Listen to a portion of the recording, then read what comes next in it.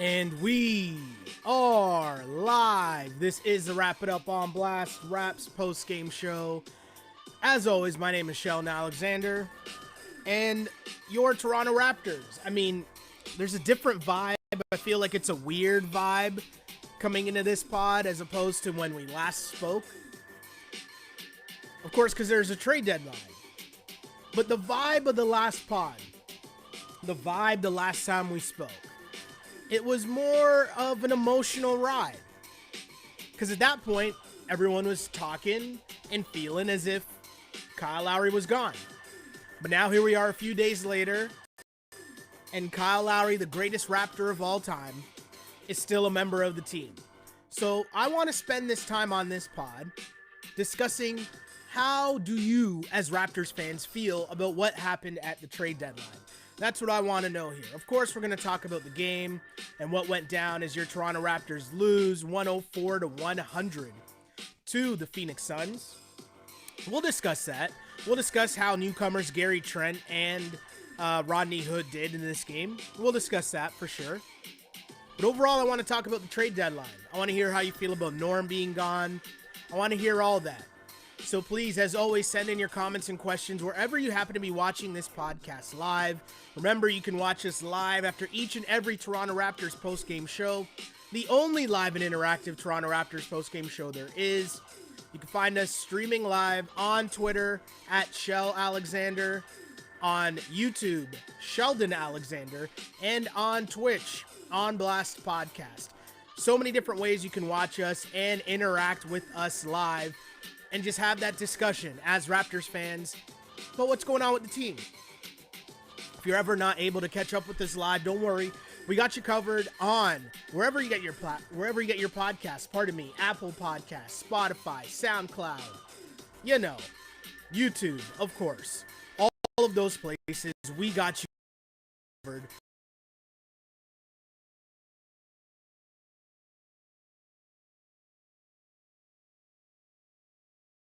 We spoke, everyone was kind of, giving their Kyle Lowry comments. What's going on with Kyle? Is Kyle going to be here? Is Kyle gone? Is Kyle going to stay? What's going to happen? And I feel as if most of the fan base resigned to the fact that Kyle Lowry was gone. Right? Like, we sat here and we had one of the longest pods we've had. And the conclusion at that point was, you know what? I think that's what everyone thought. So I want to hear the stories about how you guys took in trade deadline day. What you were thinking during trade deadline day. Were you happy when it was announced that Kyle was coming back and he wasn't traded? Let me know what you guys think. Send in your comments and questions again on Twitter, Instagram, Twitch, and on YouTube. Let's get this game out of the way, though. We can talk about that quickly. I'll pick it up all the way in the fourth quarter. I mean, the same going on for most of this game, right? Raptors getting dominated in the paint. Raptors, were sticking around, but really it wasn't until the fourth quarter where they came up with their defense. Defense actually became a thing for the Toronto Raptors late in the fourth quarter. And OG Anunoby, first off, let's start there if we're talking defensively. The fact that OG, in the same, how long, 5-minute span, in crunch time, was switching and guarding their center, DeAndre Ayton, their point guard, a.k.a. the point god, Chris Paul, and also guarding their best player, one scorers in the league in terms of Devin Booker, and OG was holding his own and then some against all of those guys. That is super, super impressive. And of course, we know OG's defense. It's what he's heralded for by Raptors fans and Raptors brass and everyone involved with this team. But that was an incredible thing to watch in real time. And it's interesting because defense, people don't really talk about defense. And even the levels of defense, like to make a defensive, all NBA defense team, that's going to take another level of just getting your name out there beyond being just a really good defender. So it's kind of strange. But Raptors fans are people who follow the team. You see this on a nightly basis. But to see it in that form, where again, my guy's switching from the point guard to their best perimeter scorer to their center, all in one, That is super, super, super impressive. So shouts to OG for that. But team defense was great. Gary Trent Jr., who got the start in this game, was playing crunch time minutes for the Raps as well, and his defense is pretty good. Pretty good as well. So let's go through this game a bit. And first off, this stat, while we're talking about Gary Trent Jr., the fact that he and his dad, who also played for the Toronto Raptors, but the fact that he and his dad were both traded from Portland to Toronto in their 41st game of their third season. That's insane. That doesn't even make sense. How's that possible? I don't know. But pretty cool to see him wearing his Pops' Raptors number 33 jersey. And pretty cool to hear Alvin on the broadcast talking about just, because Alvin was a part of that deal in terms of coming to Toronto. So just weird ties all around. Super strange, but good to have him on the team. A good pickup by Masai Ujiri, Bobby Webster and company for sure. We'll get to that. We'll talk about the deadline in a bit.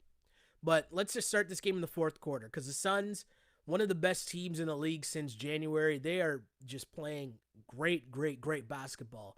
And we already know about Devin Booker. We saw what this team was able to put together and come up with in the bubble as they went undefeated in the bubble, but still didn't make the playoffs because they had such a terrible start. But now you bring in Chris Paul, and he's just a calming force. He's just a grown-up, and we'll get to this at the end of the fourth and how Chris Paul really iced this game. But at a certain point, Kyle hits a big three to make it an 8-point game. Pascal Siakam was cooking. Got to give Pascal a lot of credit here. At a certain point, Pascal was just figuring out a way to get everything going, to get, whether it was going into the paint, whether he was, making moves on the perimeter. Pascal had a really good night as he finished with 26 points in this game, 11 rebounds and 6 assists. 8 of 17 shooting, a solid night. He was 0 of 6 from 3. And this is something we talked about from the start of the year. I mean, 6 3-pointers in a game. Do we need Pascal shooting that many threes? Out and better at basketball than me to decide, but I'll just say 0 for 6. It's an interesting look in the stat line. I'll say that much. But 26, 11, and 6, not going to crush what Pascal did in this game because a huge key was his aggressiveness and going to the bucket, which led to free throws. 10 of 11 from the free throw line. That's what the Raptors and Nick Nurse want to see from Pascal on a continuous basis. Going to the basket, forcing the defense to guard you. Ayton can't guard you on the perimeter. That's a blow by every single time. And for Pascal, it's about slowing down the game for him a bit and realizing who the defender is. Because in most cases, it's either a defender who is too small, so Pascal can just finish over that defender, or if it's a big guy, it's a defender that's too slow, that can't keep up with his foot speed. So once he figures that all out consistently, I mean, he's going to be pretty unstoppable. And it's just about getting the consistency and being under control. So great quarter for Pascal as he was playing great in this game and doing a little bit of everything, as mentioned, the rest of his stat line. But the Suns were up in this game because they dominated the paint. Late into the fourth quarter, I want to say the paint points, it was plus 30 advantage for the Suns late, and it probably got up to even more, but the majority of the game, that's a huge deficit for you to be trying to come back from in the paint, because that's easy buckets, very easy buckets. And a big part of that for the Suns was their former number 1 overall pick, DeAndre Ayton, who had 19 points and 9 rebounds in this game, 9 of 12 from the floor. And Leo talked about it during the game, is that was one of the best performances that he's seen from DeAndre Ayton since he's been in the league against the Toronto Raptors. I remember games where he was playing against the Raps and Chris Boucher was outplaying him. And if you think about it, DeAndre Ayton is a number 1 pick overall in the entire league.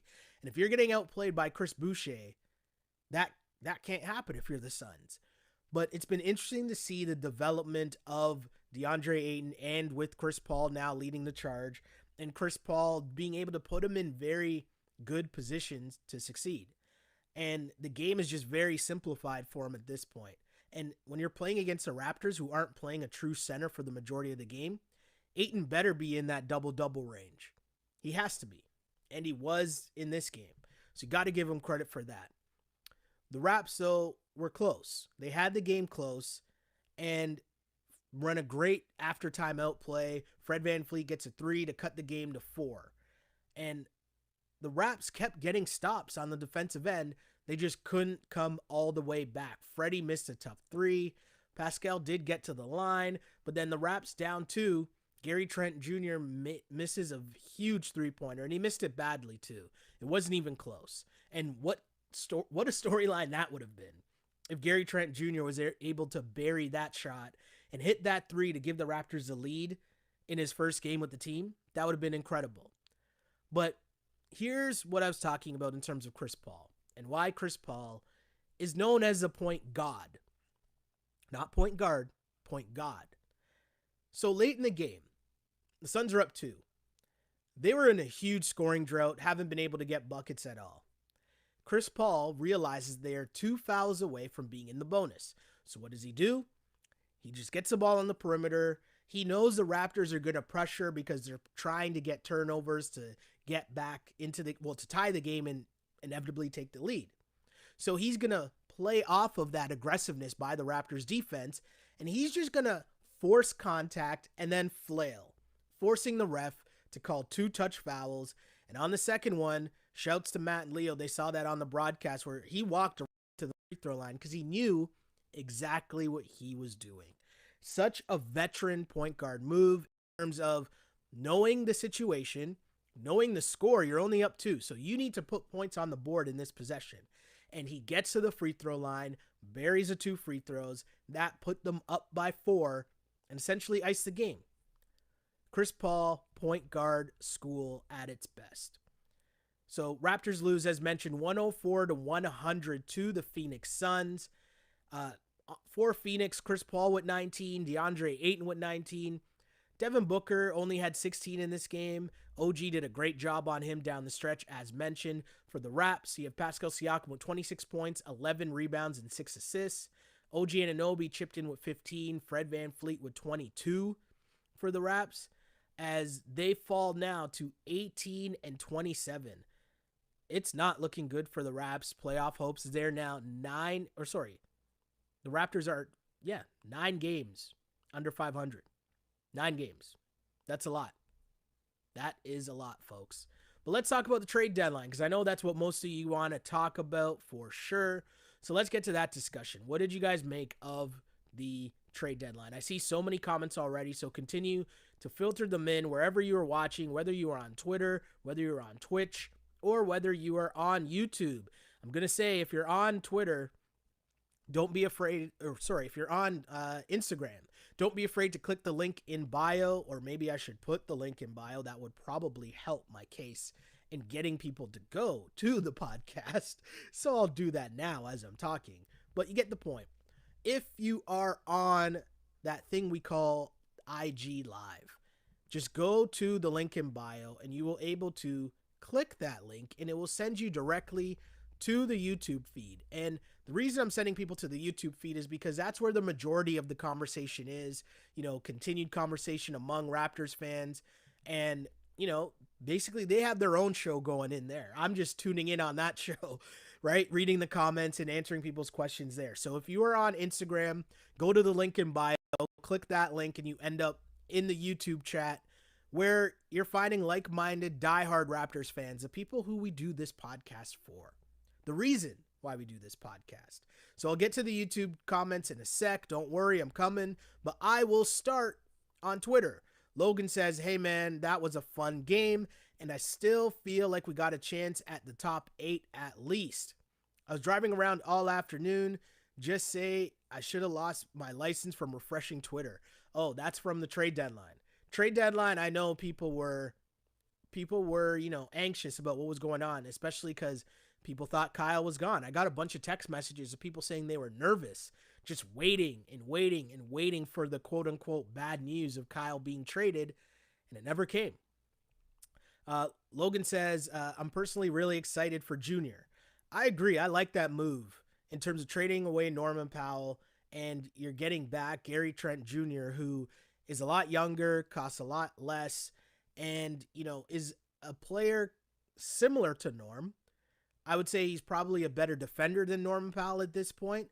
The shooting, Norm is probably his game is probably more polished offensively, whereas Gary Trent Jr. is probably a more knockdown shooter. We didn't really see that too much in this game, but I'll tell you, he is a really good shooter. I watched a lot of late night basketball, and I catch a lot of Portland Trailblazers games. And Gary Trent Jr., I mean, the open shots that he was able to knock down because you're playing beside Dame and CJ, if the Raptors play off that in terms of Kyle or Pascal or Freddie driving and kicking, he should be able to live a familiar life of just knocking down trays. And he's a really, really good shooter. I like that deal a lot. I thought that was a really good move by the Raptors. Obviously, it's tough to see Norman Powell go, but the reality was Norm priced himself out. And if you're the Raptors, I'm not sure you want to end up paying Norm $20+ million next year while you're also paying close to that amount to OG and Freddie. And Pascal is clicking over 30 mil next year. So Norm kind of priced himself out, but I'll say this much. The cool part about Norm and Powell is that Norm is a reminder, or I guess one of the first people to really show what this Raptors development program has turned into as of late. Because Norm came off the radar, right? He came out, he had a pretty good summer league, and he ended up being a key part on the Raptors run. Even that first year when he was in the playoffs, he swung a game in the playoffs his rookie year. Norm was very up and down, but to see, on his way out, his last few games, as my guy was just knocking down threes like it was his job. He was just scoring at such a high efficient rate, or efficiency, was super high for Norm on his way out. That was pretty cool to see. And I think if you're a Raptors fan, you saw Norman Powell grow up, you saw him develop his game, you saw him win a championship, you saw him show up in some of the biggest playoff games this franchise has seen, and that's pretty cool. It's a good story. And hey, you get to see Norm very quickly, as the Raptors' next game is Sunday against the Portland Trailblazers. So Norm will be in the lineup then. He started tonight. I saw him. He was getting some buckets early, of course, because what else would you expect from Norm? He's not going to go to Portland and be shy. I'm pretty sure they probably don't want him to be shy either.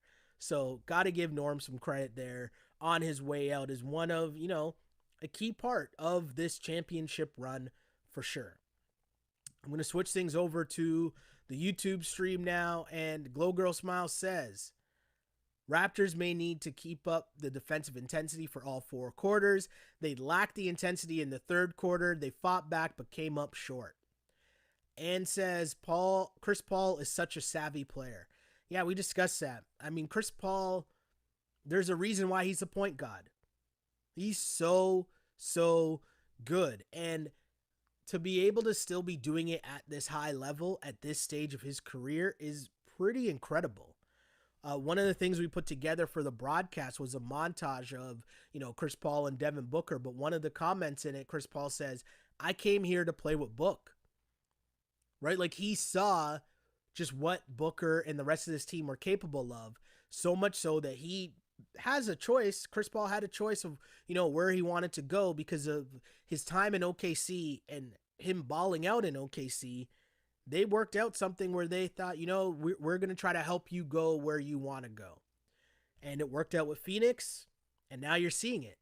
The Suns are going to be a tough out in the playoffs. And don't be surprised, especially what's going on with the Lakers right now. Don't be surprised if Phoenix is there in the conference finals wreaking havoc and somehow find their way in the finals. I mean, anything's possible at this point with LeBron and Anthony Davis both hobbled. So great game by Chris Paul, great game by the Suns to win that one. I'll continue with some comments. Inches says, people comparing Norm to Trent have no idea what situation the Raptors are in. I'm not sure. I need you to elaborate on that a bit. I don't know if you mean that in a good way or a bad way. When I look at both of their games, they're similar, but I wouldn't say, it's not even so much about that. It's more so about the asset. And so Norm, you were catching, like, you got Norm's development years. You got really good years from Norm, But at this point where he's about to cash in, just the way that the rest of your team is set up, Gary Trent Jr. is a better fit right now for what the Raptors are and what they're going to be going forward, because you're going to need that 20 mil or whatever it would have cost you for Norm. You're going to need that in the offseason to try to get more depth, to try to get a center, and that money could be better spent. And I'll say this much very honestly. If Norm is better than Gary Trent Jr., and I said if, it's not like Norm is way better than Gary Trent Jr. Like, it's close. And if you think about how young Gary Trent Jr. is, there's room for improvement. So it was a great, great move from Masai Ujiri and company, and Bobby Webster, of course.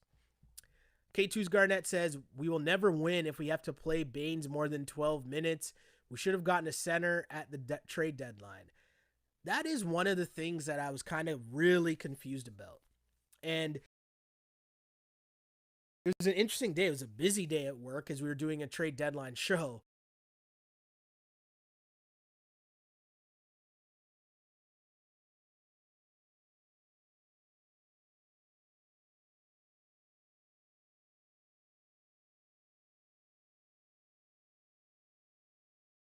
Take in more bodies and a potential.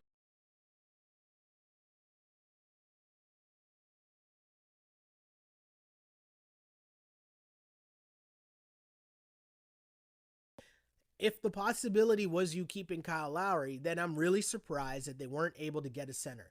And hey, maybe they're able to get a center in the buyout market. There's some names available. Who knows what's going to happen?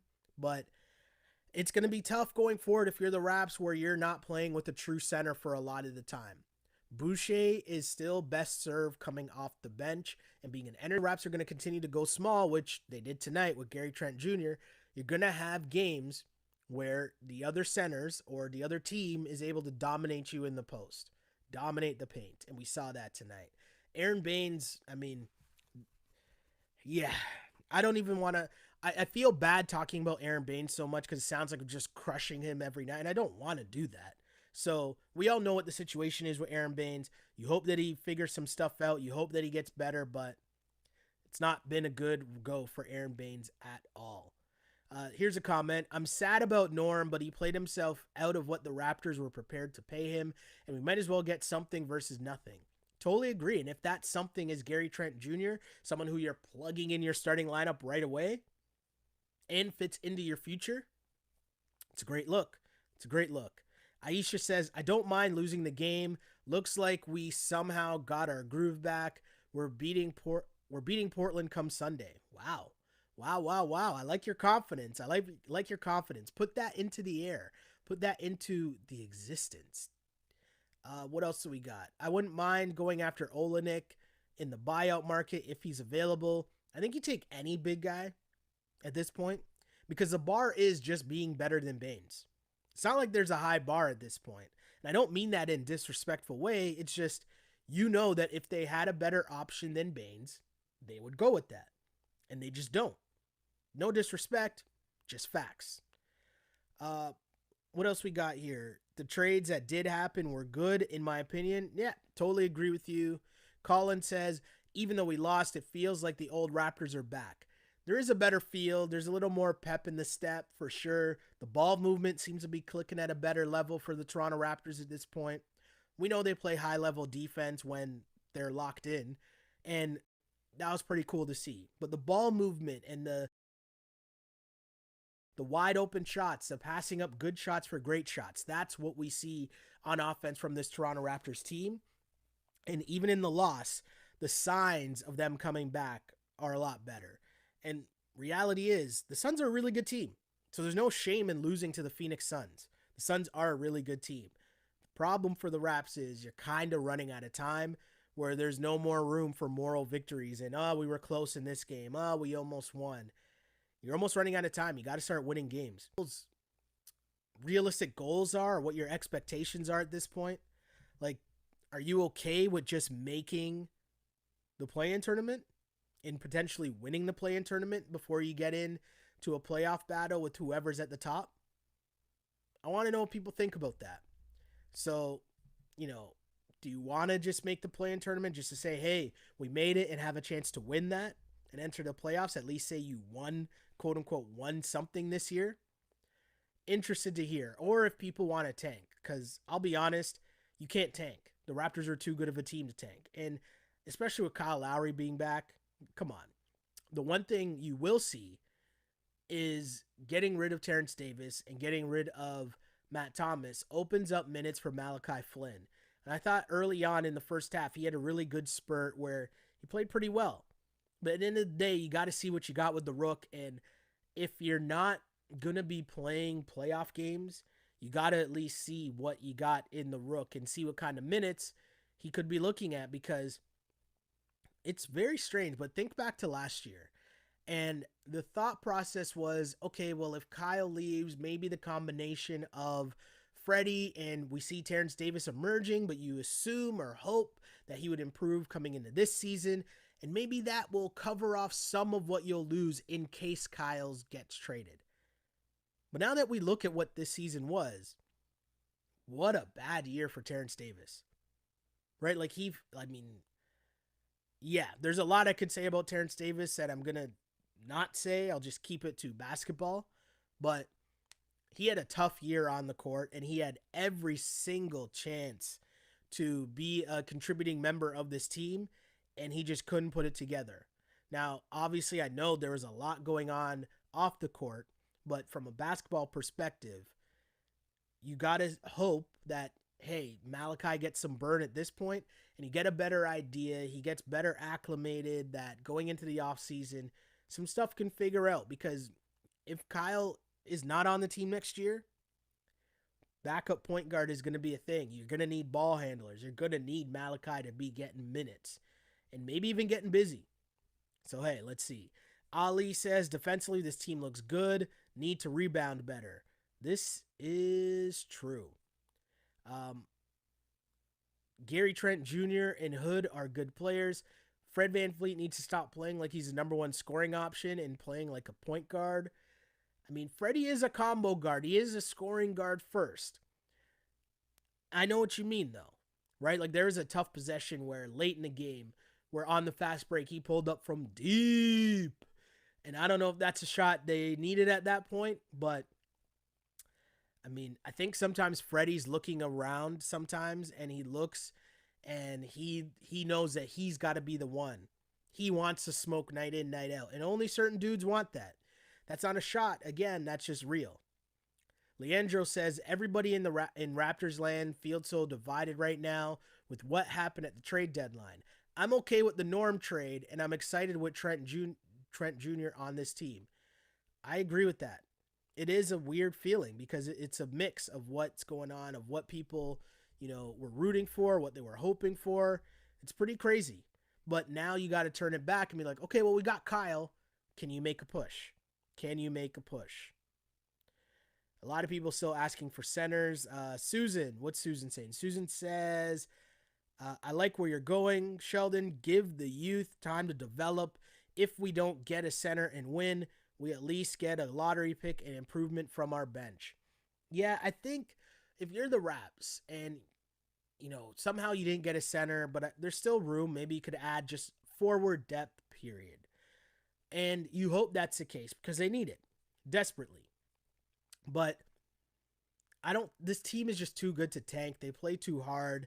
There's going to be too many games where there's too many games and too many teams that are way worse off than the Raps, that tanking is going to be difficult to get into a position where you're guaranteeing, a really, really high pick.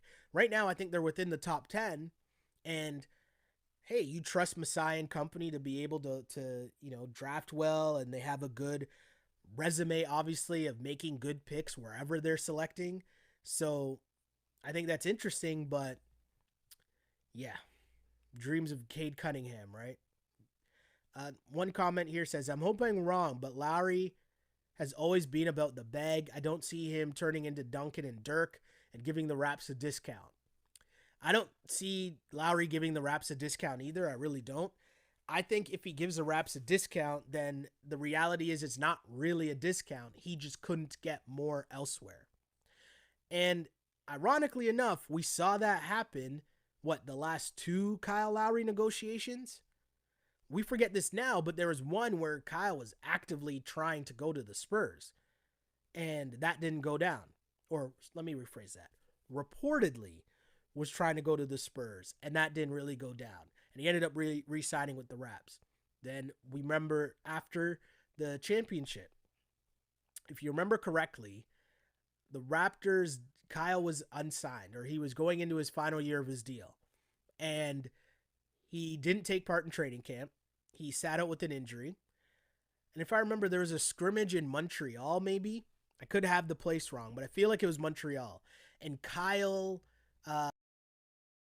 they did like the full player introductions and everything, and Kyle chilled in the back. He wasn't participating in anything publicly. And then magically, got a new contract. Boom, here's Kyle. Hey.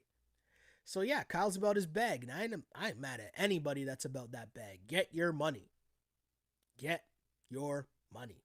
Not mad at him for that. Now, it's going to be interesting to see what that negotiation is, how many other teams are interested, and how interested are they for Kyle at that price. That will be interesting to see. People are in the chat right now talking about how Norm Powell had 22 points today. Norm gets buckets. And if anything, I think Dame didn't play tonight. What was the score? Someone tell me what the score was in that Portland game and if they won by a certain... Oh, no, they didn't. They didn't cover. Oh, Portland, come on, man. That's terrible. Terrible, terrible, terrible, Portland. But anyways... the reason I bring that up is because Norm Powell played tonight, but I don't think that Dame was in the lineup. Dame Lillard didn't play. He was out. But either way, the way that Portland plays, and that's why I mentioned Gary Trent Jr., there's going to be a lot of room for Norm to just get shots and put shots up. It's a free-flowing offense. And their team motto might be shoot or shoot, especially when you add in Covington, who's not shy from three, Melo. We know Melo still thinks he's Melo. He's shooting. And then as mentioned, Dame and CJ. So Norm will fit right in there. And if he's just not shy, I'm pretty sure they'll encourage him to go. Like they want Norm to go. This, in Portland's eyes, this is a massive, massive pickup for them to add some scoring depth on the wing. So, yeah. Someone checks into the chat on Twitter and says, "Where are you from?" And then says, "Sounds like you're from Canada." That is correct. Toronto, Ontario, Canada, to be precise. Thank you for tuning in to the podcast. Hope you like it. What's it say? Miss Georgia. Welcome. Welcome. I was going to say, where are you from? But I think it says so in the name. And I'll just move on to that. So many comments here. Appreciate all of you guys here, as always. K2's Garnett says, "Why do fans think picks are so good? What's a rookie going to add to the Raps teams next year? Never sacrifice winning for a pick. I think tanking is a worse concept. Name a team that tanked and was good." The Cleveland Cavaliers, when they tanked for LeBron James. You said name a team. I just named a team. You didn't add in any rules. I'm just saying. And says Lowry and DeMar can join us in the offseason and split the Giannis money. Wow. Would you guys really be for that? Seriously, would you guys really be for getting DeMar and Kyle back? Because that can't be a real thing, right? I get the sentimental value of it, but like, how good is that team? Where does that team make it? I find that interesting. But hey. Thank you, everyone, for tuning into this to Wrap It Up pod. Really appreciate it. And, of course, thanks, guys, for telling me what you thought about the trade deadline. Are you happy that Kyle Lowry is back? I feel like there's a collective, sigh of relief. I feel like most Raptor fans are happy, but I can't even say most because I feel like it's close. Yesterday, my timeline was filled with people that were kind of like, wait, we didn't trade him? Wait, we didn't get anything for him? What's going on? But at the end of the day, I understand why Masai kept him. I get it. You didn't think any offer was worth it. And if you don't think any offer is worth it, then you don't do it. You rather keep Kyle. You rather keep that relationship. And plus, this was all about where Kyle wanted to go as well. The Raptors weren't going to trade Kyle Lowry to a team or situation that he wasn't comfortable with. So Maybe there were other deals on the table, and maybe Kyle was like, nah, don't really want to go there. We won't know that, but who knows? I also think that Masai, because of how poorly things ended with DeMar, or maybe not, not that Masai had any regrets or not that Masai thinks that he did something wrong, but I'm just saying how it played out with DeMar publicly being so mad with the team and just with what happened. I feel like there's part of this where they want to make sure they do right by Kyle. And I'm not mad at that. Not mad at that at all. Susan says would totally take DeMar back. Okay. Inches says people that want DeMar back, there's no logic to this. No, there is logic. They're sentimental. They want DeMar back because they want to have the happy ending of DeMar and Kyle retiring as Raptors or ending their career as Raptors. That's all. Keith says we tank when we are not in Toronto. Easy excuse. Interesting. K2's Garnett, I agree. Teams probably tried to lowball for Lowry. And, I mean, I don't know if it's a lowball or not, but I'll say if the offer they made for Victor Oladipo was the same offer they were making for Kyle Lowry, which, if I'm not mistaken, was a pick swap in the first round, Kelly Olynyk and Avery Bradley. If that was the offer and Masai turned that down, yeah, I get it. Totally get it. Now, if Masai was out here wanting Tyler Hero, I totally get why the Heat turned that down. And so if you're the Heat, and if you really were trying to get Kyle Lowry, but instead you end up settling for Victor Oladipo, who isn't the same Victor Oladipo, but is still a pretty solid player for sure, but you keep Victor Oladipo and you keep your assets like Tyler Hero, like Precious Achiuwa, like Duncan Robinson, and also Dragic, who probably would have had to be thrown into a deal to match, the contracts. But you keep all of those guys, and you get Oladipo and possibly LaMarcus Aldridge, who's expected to join the team as a buyout candidate. I mean, I think the Heat came out okay. But either way, thank you guys for tuning into this podcast because you know what? I'm super tired. This is a busy couple of days we just had. I'll say that much. And, I'm excited to be doing the pod again. I'm excited that, at least the Raps are bringing back their team, which means, we might have some interesting games. I know the Raptors lost, and I'm not doing the moral victories thing, but I just want to be entertained for the end of the season. It'll just make it at least a little bit more fun to come on here and have stuff to discuss, get to enjoy Kyle Lowry, get to see some more development from OG Anunoby, see some more from Pascal, see some more from Freddie, and of course Malachi and the other Young Bucks. So really appreciate everyone tuning in. Again, the Raptors fall to the Phoenix Suns 104-100. Again, 104-100. Both DeAndre Ayton and Chris Paul leading the way for the Suns with 19 points. Pascal Siakam was the leading scorer for the Raps with 26 points, 11 rebounds, and 6 assists. But it wasn't enough as the Raptors failed to win back-to-back games. They continue to struggle, and they got a tough back-to-back coming up. This was just the first game of a 3-game in 4 nights run. Sunday night, they play against the Portland Trail Blazers. Yes, those Portland Trail Blazers that the trade with you for Norman Powell. So Norm against discuss that and more as we always